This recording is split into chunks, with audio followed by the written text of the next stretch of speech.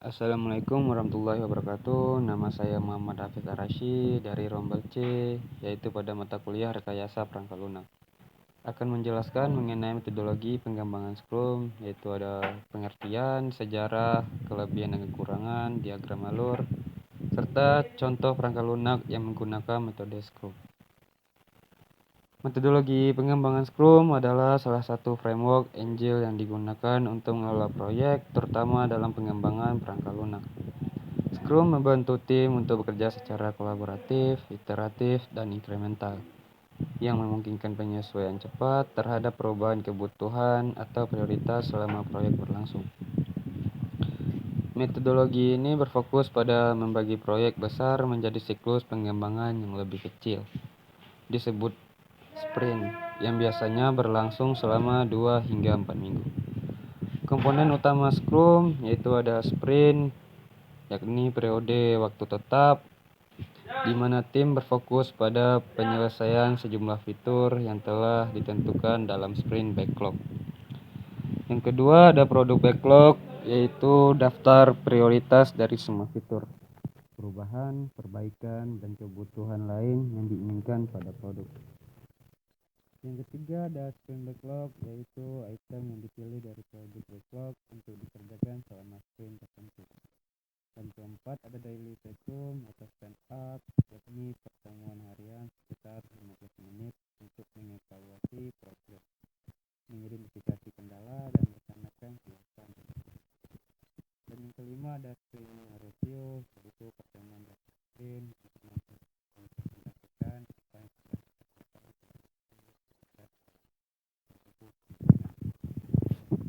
Dan yang keenam ada sprint retrospektif, yaitu sesi refleksi untuk mengevaluasi proses tim selama sprint dan mencari cara untuk meningkatkannya di sprint berikutnya. Dan ada pula peran utama dalam Scrum, yaitu ada 3. Yang pertama ada product owner, yaitu bertanggung jawab atas produk backlog dan memastikan bahwa tim mengerjakan item yang paling bernilai. Dan yang kedua yaitu Scrum Master, yakni fasilitator yang memastikan tim Scrum mengikuti praktik Scrum dengan benar, menghilangkan hambatan, dan mendukung tim dalam proses pengembangan. Dan yang ketiga ada development team, yang yakni tim mengerjakan item dalam sprint backlog untuk menghasilkan produk yang siap dirilis. Dan ada juga proses dalam Scrum, yakni proses Scrum dimulai dengan sprint planning, di mana tim memilih item dari produk backlog yang akan dikerjakan dalam sprint. Setiap hari, tim mengadakan daily Scrum untuk memastikan semua anggota berada di jalur yang sama. Pada akhir sprint, ada sprint review untuk mendemonstrasikan hasil pekerjaan, dan sprint retrospektif untuk mengevaluasi proses dan mencari perbaikan. Dan ada juga karakteristik utama Scrum, yaitu ada iteratif dan inkremental, yakni produk dikembangkan dalam tahapan kecil dan terus ditingkatkan. Dan ada juga fleksibilitas, yaitu mudah beradaptasi terhadap perubahan sehingga cocok untuk proyek yang berubah-ubah. Dan ada juga kolaboratif, yakni mengandalkan komunikasi dan kerjasama tim yang kuat. Dan saya langsung ke pengertian Scrum, yaitu adalah kerangka kerja atau framework dalam pengembangan perangkat lunak yang termasuk dalam metodologi Agile. Kerangka ini digunakan untuk mengelola dan mengontrol proyek-proyek secara iteratif dan inkremental. Scrum berfokus pada pembagian proyek besar menjadi sprint, yaitu periode singkat pengerjaan yang biasanya berlangsung selama 2 hingga 4 minggu. Setiap sprint diakhiri dengan evaluasi atau retrospektif untuk memastikan adanya perbaikan berkelanjutan dalam proses pengembangan. Sejarah Scrum. Scrum pertama kali diperkenalkan pada tahun 1995 oleh Jeff Sutherland dan Ken C. Waber di konferensi Object Oriented Programming Systems, Language and Application, atau disingkat OOPSLA. Mereka memformalkan Scrum sebagai pendekatan untuk mengelola proyek perangkat lunak, meskipun konsep dasar pengembangan iteratif sudah ada sebelumnya. Nama Scrum diambil dari istilah dalam permainan rugby yang menggambarkan cara tim bekerja sama untuk mencapai tujuan. Dan yang ketiga ada kelebihan dan kekurangan Scrum.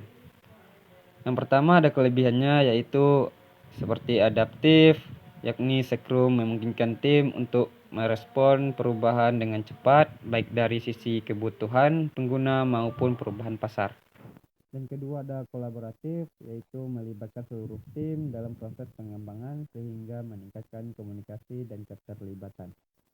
Dan yang ketiga ada transparansi, yaitu setiap anggota tim dapat melihat perkembangan proyek dengan jelas melalui daily stand-up dan sprint review.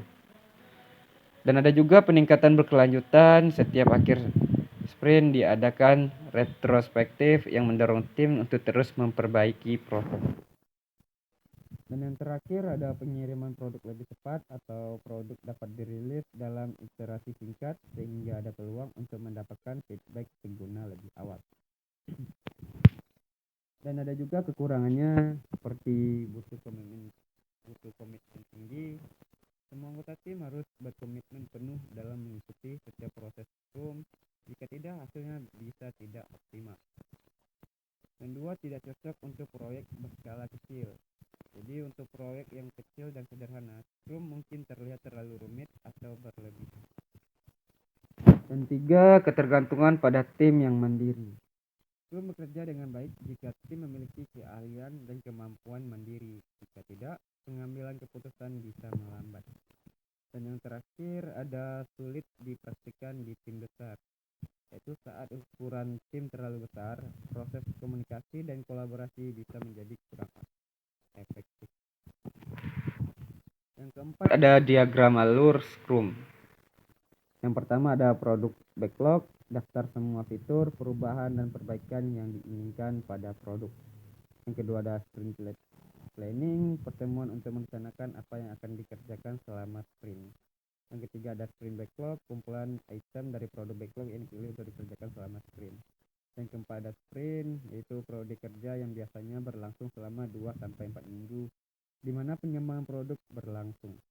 Dan 5 ada daily Scrum, yaitu pertemuan harian singkat atau stand up untuk membahas progres, kendala, dan rencana hari ini.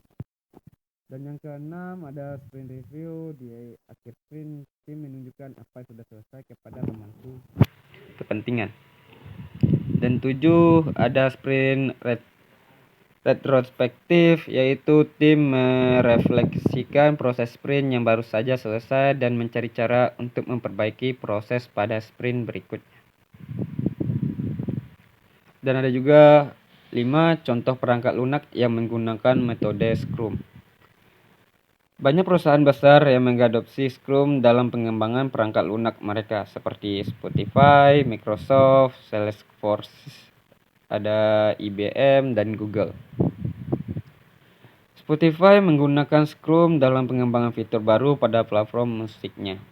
Dan Microsoft, tim pengembang tim produk untuk produk seperti Visual Studio, dan Microsoft tim menerapkan Scrum. Salesforce, pengembangan berbagai produk berbasis cloud di Salesforce menggunakan Scrum untuk menjaga kecepatan dan adaptabilitas. IBM menggunakan Scrum dalam pengembangan berbagai produk perangkat lunak. Google juga menggunakan Scrum. Tim pengembangan di Google juga mengadopsi metode Scrum untuk meningkatkan efisiensi dalam pengembangan produk. Dengan penerapan Scrum, banyak perusahaan ini berhasil meningkatkan kolaborasi, kecepatan pengembangan, dan kepuasan pelanggan. Jadi cukup sekian dari saya. Assalamualaikum warahmatullahi wabarakatuh.